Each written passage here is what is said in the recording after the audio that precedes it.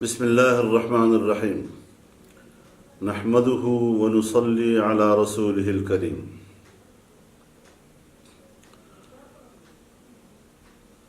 امریکی صدر ٹرمپ نے بیت المقدس کو اسرائیل کا دارالخلافہ تسلیم کرنے اور تل ابیب سے اپنا سفارت خانہ بیت المقدس منتقل کرنے کا جو انتہائی ناپسندیدہ اور قابل مذمت اعلان کیا ہے، پوری امت مسلمہ، عالم عرب اور اہل فلسطین اس پر سراپا احتجاج ہیں۔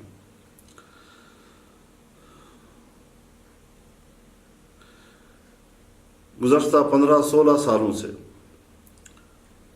امریکہ عالم اسلام میں جنگ کی آگ بھڑکانے کی جس روش پر گامزن ہے، اس کے آج کے اعلان نے زخم اور بھی گہرے کر دیے ہیں اور مسلمانوں کا مستقبل جنگ کی طرف دھکیل دیا ہے۔ وہ خطے میں امن نہیں چاہتا۔ ان کے اس اعلان سے مشرق وسطیٰ میں امن کی کوششوں کو سبوتاژ کرنے کا سبب بن رہا ہے اور بن چکا ہے۔ اس اعتبار سے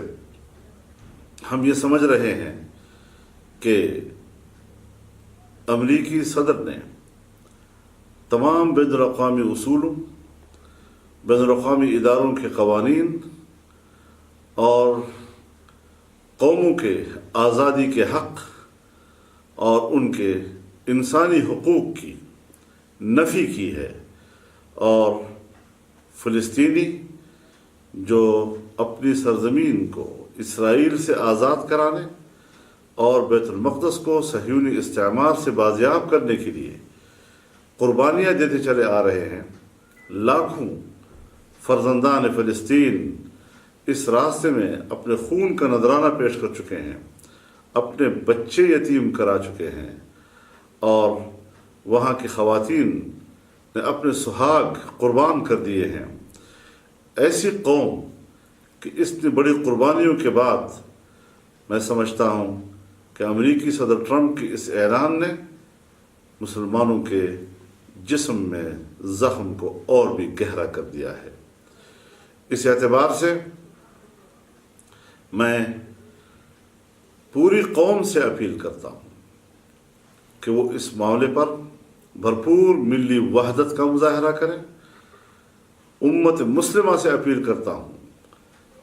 کہ ان کی آواز ایک ہونی چاہیے، فلسطینیوں کی آزادی کے حق میں، بیت المقدس کی آزادی کے حق میں، اور ایک اصول کی سربلندی کے لیے، آزادی کے عظیم حق کی سربلندی کے لیے ہم ایک آواز بن کر فلسطینیوں کا ساتھ دیں۔ امریکی صدر ٹرمپ کے اس اعلان کو ہم مسترد کرتے ہیں،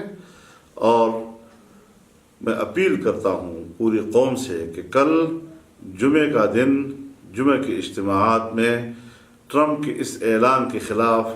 اپنا بھرپور احتجاج دنیا کے سامنے رکھیں، امریکیوں کے سامنے رکھیں، عالمی اداروں کے سامنے رکھیں، اور تمام ائمہ اور خطباء سے میری اپیل ہے کہ وہ اپنے خطبات میں اس اقدام کی مذمت بھی کریں اور اس اقدام کے خلاف قراردادیں بھی پاس کریں۔ میں اسلامی تنظیم کانفرنس سے بھی اپیل کرتا ہوں اور اسلامی تنظیم کے سربراہان سے اپیل کرتا ہوں کہ وہ امت مسلمہ کے جذبات کی ترجمان بنیں اور امت مسلمہ کی حقیقی ترجمانی کا حق ادا کریں، اور امریکی صدر ٹرمپ کی اس بیان کا سختی سے نوٹ رکھ لیں۔ یہ میری اپیل ہے، اور انشاءاللہ العزیز ہم اس حوالے سے اپنا احتجاج پوری دنیا کے سامنے رکھیں گے۔ پوری قوم کو ایک آواز ہونے کی اپیل کرتا ہوں، درخواست کرتا ہوں۔ وآخر دعوانا ان الحمد للہ رب العالمین۔